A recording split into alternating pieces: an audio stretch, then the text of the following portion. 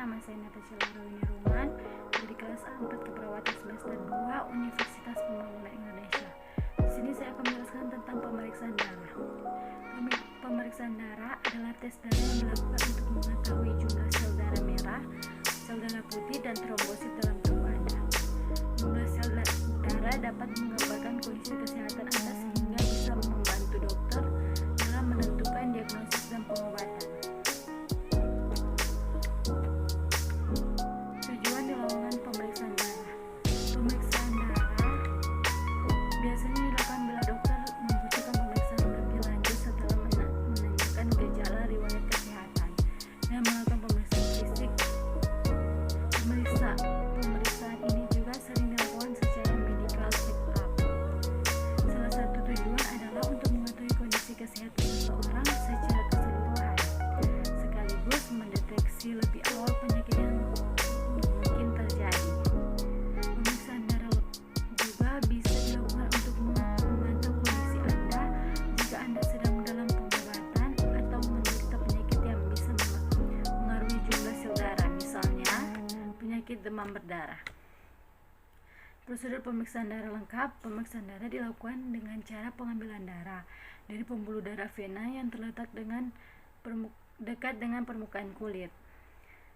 Daerah yang paling sering dipilih adalah lipatan siku. Pengerjakan tes ini cukup mudah dan hanya membutuhkan waktu beberapa menit saja.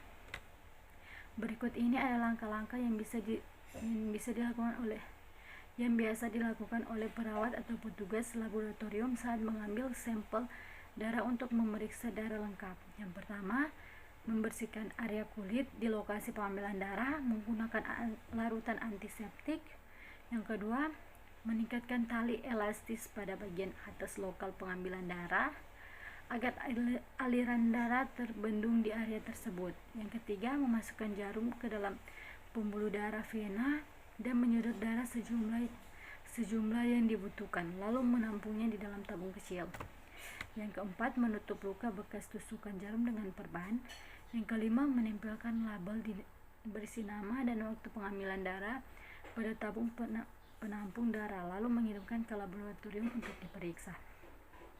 Prosedur ini memang bisa terasa sedikit tidak nyaman, terutama ketika jarum menusuk kulit. Setelahnya mungkin akan muncul sedikit memar di lokasi pengambilan darah. Penjelasan hasil pemeriksaan lab pemeriksaan darah.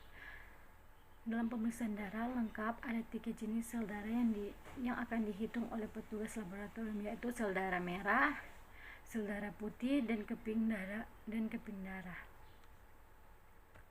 Batas normal atau kadar masing-masing sel darah ini tergantung pada usia dan jenis kelamin. Jumlah sel darah yang terlalu banyak atau yang terlalu sedikit dapat menandakan adanya gangguan atau kondisi medis tertentu. Berikut adalah rinciannya. Sel darah merah atau eritosit. Trombosit sel darah merah tergambar dalam 2 komponen, yaitu kadar hemoglobin dan hematokrit. Hemoglobin adalah protein pembawa oksigen, sedangkan hematokrit menggambarkan perbandingan sel darah merah terhadap total darah Anda. Yang kedua, sel darah putih, leukosit. Sel darah putih adalah bagian dari sistem kekebalan tubuh yang berfungsi untuk melawan infeksi.